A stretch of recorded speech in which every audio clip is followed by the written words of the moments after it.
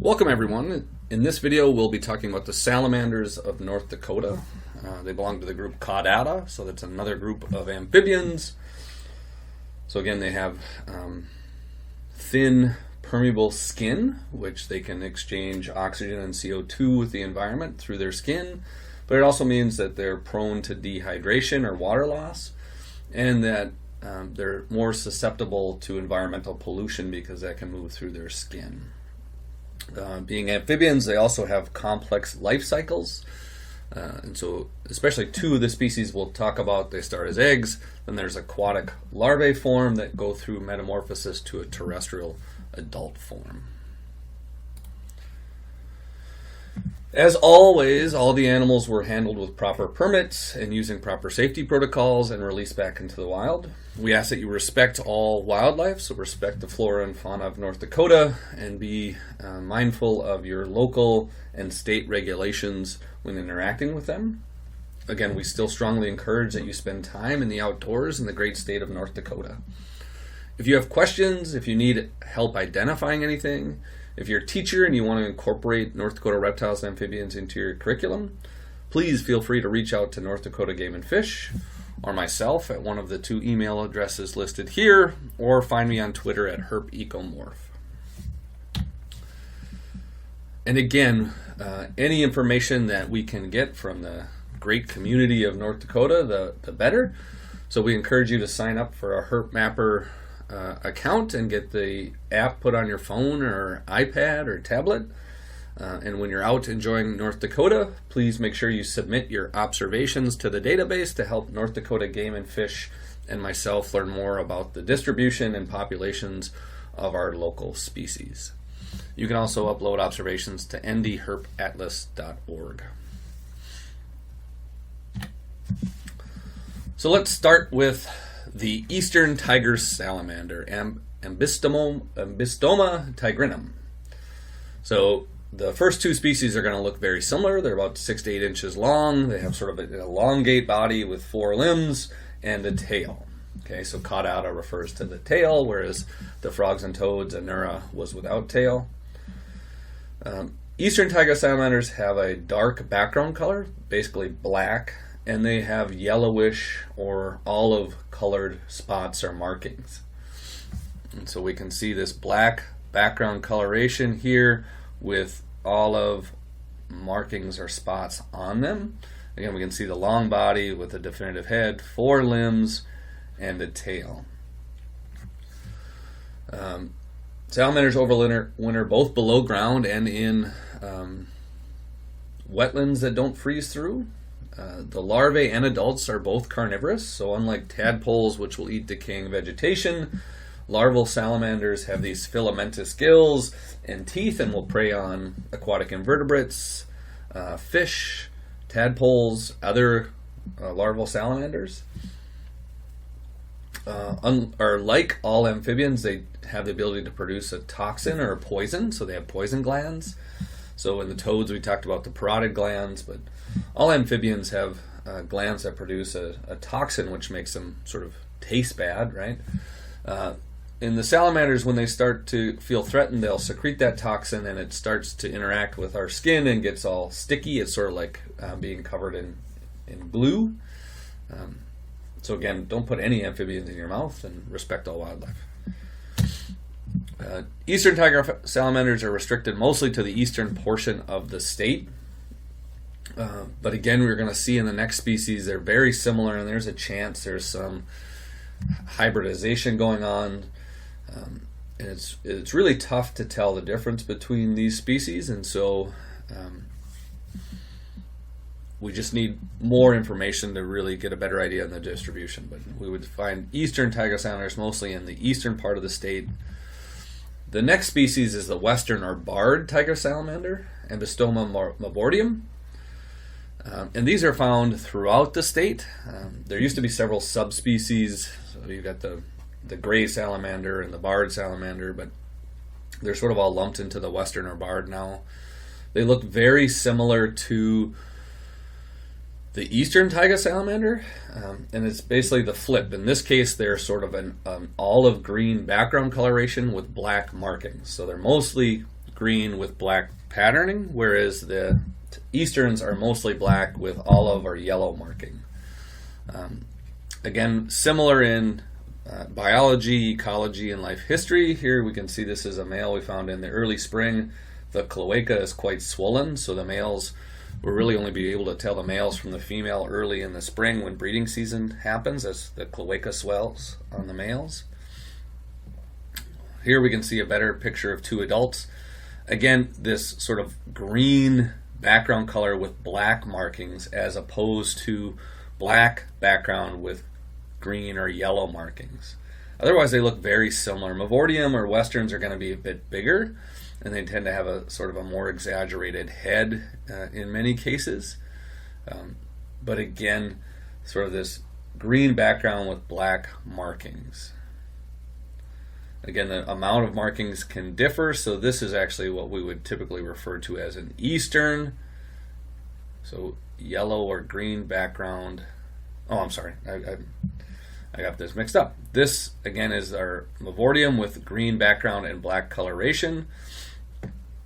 Lots of black here, lots of striping, sort of that, hence the tiger name, right? So lots of stripes. This is also a Mavortium, very few markings, but mostly green. So the gray tiger salamander, which used to be Diablo, a different subspecies, had little to no black markings and was all sort of this olive green. But again, same body type as the eastern. If we want to look at the eastern and western side by side, here I was a slide ahead of myself. So here is the eastern here. This individual is an eastern, and this individual is an eastern.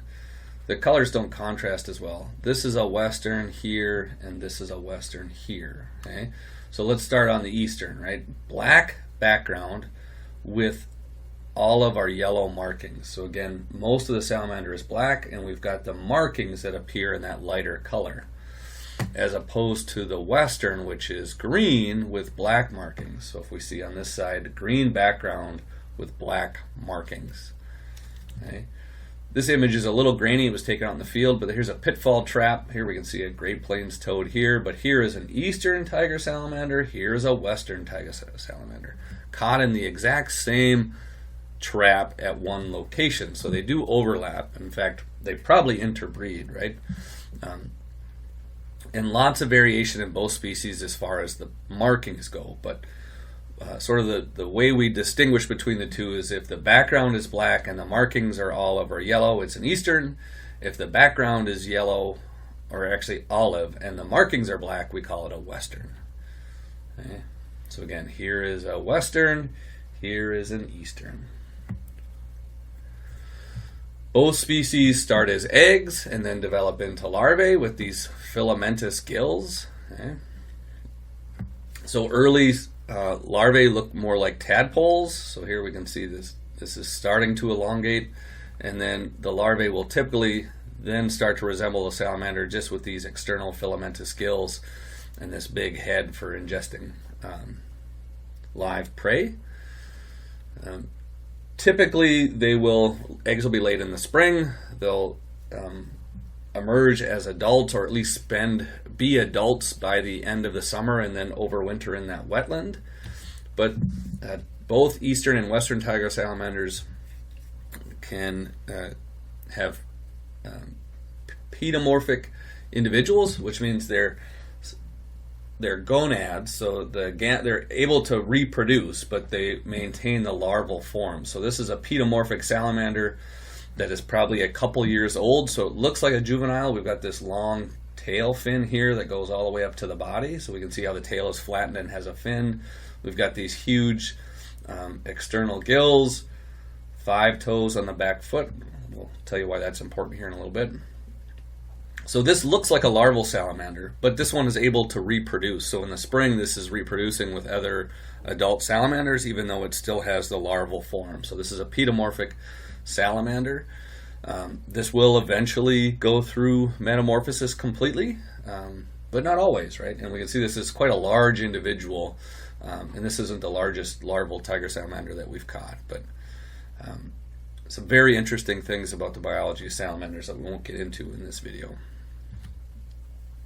So aside from the eastern and western tiger salamander, which are difficult to tell apart, we have the mud puppy, Necturus maculosus. This is a completely aquatic salamander. It never undergoes metamorphosis and leaves an aquatic setting. It always stays in aquatic settings. It always has these filamentous gills.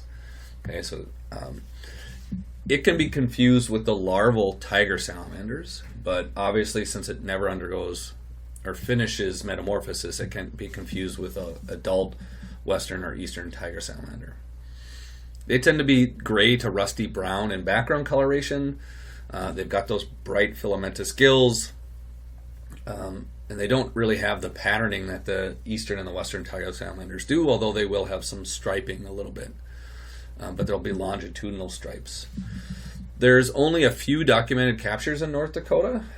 We need to sample probably larger water bodies more extensively in order to understand where these are. People use these as bait or capture these when they're trying to catch minnows, but likely in water bodies like the Red River or Devil's Lake, some of the larger permanent bodies of water, there may be mud puppies in. We wouldn't expect to find these in small isolated wetlands though. Here again we can see an adult mud puppy. The gills are hidden here, but again we've got sort of this gray background and these longitudinal stripes. Here's another mud puppy, external gills, sort of similar with the tail, where the tail is flattened and has a fin on it, but it's slightly different. We'll go over that in a second. Again, we really only have a few documented cases in North Dakota, but they're likely more extensive than we know. So again, how do we tell the difference between a larval tiger salamander and a mud puppy? So these are both larvae tiger salamanders. This is a mud puppy. All have the filamentous gills. All typically look alike. So there's some definitive characteristics we can look at. First, we can look at the hind feet.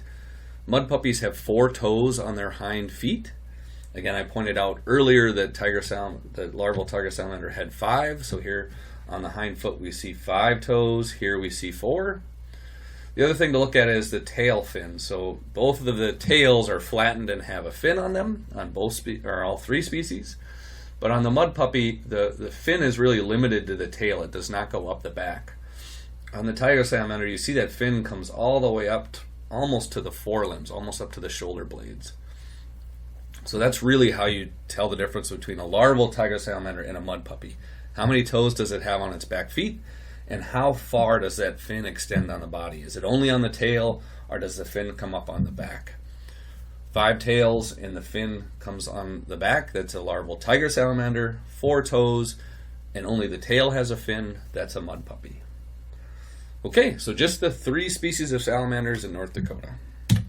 Again, we encourage you to report all observations, whether you're in North Dakota or some other state, to herpmapper.org. If you're in North Dakota, to ndherpatlas.org. North Dakota Game and Fish and myself can use that data to better manage and conserve reptiles and amphibians in North Dakota. Thank you.